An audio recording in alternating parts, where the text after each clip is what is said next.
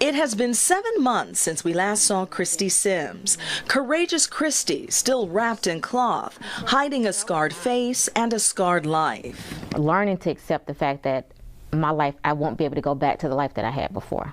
Life behind the mask and the sunglasses began in April 2013. She says her then boyfriend, Andrew Fordham Jr., angry about a looming breakup, tossed sulfuric acid all over her body, all over a beaming face. Where's the lady burned at? It's on the video. I slipped.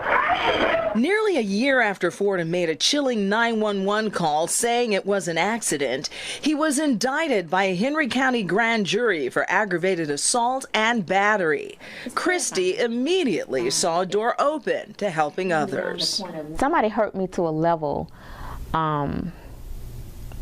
that is just unbelievable, and people need to see that. They need to see that. Christy wants other victims to see her face unveiled, her banner that she hopes will call more attention to the issue of violence against women. This is a moment that I've been praying about for a long time. So here is a tender, very tender, This is emotional for me. poignant side of abuse. This is what domestic violence looks like. Christy calls the unveiling painful but necessary. And you want people to know what? I want people to know that domestic violence is not just a woman's issue. It's not just a race issue. It has nothing to do with age, social and economic status. It has nothing to do with whether you went to college or not. I'm an educated woman. It has nothing to do with you having a weak mind. I'm a strong-minded woman. You know what I'm saying? What happened to me was the result of somebody else's dysfunction and insecurity. It had nothing to do with me. And with that revelation, Courageous Christy began the search for a new self. Good to see you. Nice to see you. We traveled with Christy to Baltimore, where one of the nation's top burn reconstruction surgeons is trying to help. How's your neck doing? You know, it's feeling stiff over here. Come morning, Dr. Robert Spence will begin reconstructive surgery.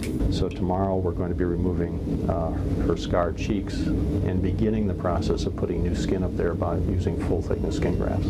In 2 surgeries over the course of 5 days, Dr. Spence removed all the scar tissue from her cheeks and eventually replaced it with new skin grown by the way of a stomach extender. He gingerly patched her new face together. All the while, Christy dreamed of a miracle that comes with no guarantees. It is a long process. Are we looking at a year, 2 years until she sees full results? How long a process are we talking about? Well, Christy knows that she can't expect to go back to looking normal again. That's a hard thing to understand, but that's the first thing I tell my patients who come for burn reconstruction is we can't give them back their original face. Dr. Spence says in order to remove scars, you have to leave scars, but he hopes his land Christy a little closer to peace. It's not going to be worse. That's how I look at everything. You know what, Christy? You don't know what you're going to look like from day one. It's got to get a little bit better than what it is right now. Like Dr. Spence, you're going to take it step by step, surgery by surgery. Surgery by surgery. Yeah. And at the end of a very long journey will no doubt be a face, fueled by faith, standing up for the victims who simply can't, the faceless. My face will be something that I can use to propel me to the next level. It's time for breakfast at the Kleppinger house in Colorado Springs. Dad feeds 9-year-old Hunter through a tube. He's really sensitive in his mouth. Hunter has a severe form of epilepsy, and even after brain surgery, a diet change, and 12 different medications, he's still seized daily. He was having seizures up to 25 minutes before. Got it. But last year, the Kleppinger family made the hard decision to pack up their home in Marietta and move to Colorado. Since he's been on this oil, we haven't seen one more than about 3.5 minutes. He's referring to cannabis oil, marijuana that is now legal in Colorado. And Dad says a simple dose is transforming Hunter's life. Yep, this is done twice a day. Here's how it's done. That's it. That's about all there is to it. And I'll just give Dad saw a change almost immediately. His alertness has improved. His physical therapy has improved. He's holding his head up better. He's looking at people in response to them. There's a tremendous amount of people out here that are in the same situation we were, where no conventional treatment worked for their child. The Kleppingers have traveled a long and controversial road to get here, a road that leads them to a local medicinal marijuana farm. Tucked inside Colorado's snow-capped mountains, we went along for the ride. Should we go in and we can get signed in? Inventory manager Matt Lindsay and his team meticulously grow and harvest marijuana. Pay attention, there's cameras at every angle. Anywhere where we process, touch, marijuana has to have a camera on it. The state oversees everything, every stage of growth, where the plants are, how many are on the property, and the state tracks where the marijuana ends up. We bring them in here for their first phase of curing. So they're going to be in here for 7 to 10 days. The marijuana plants slowly decompose and sweat off gas. And go along and smell these and touch them.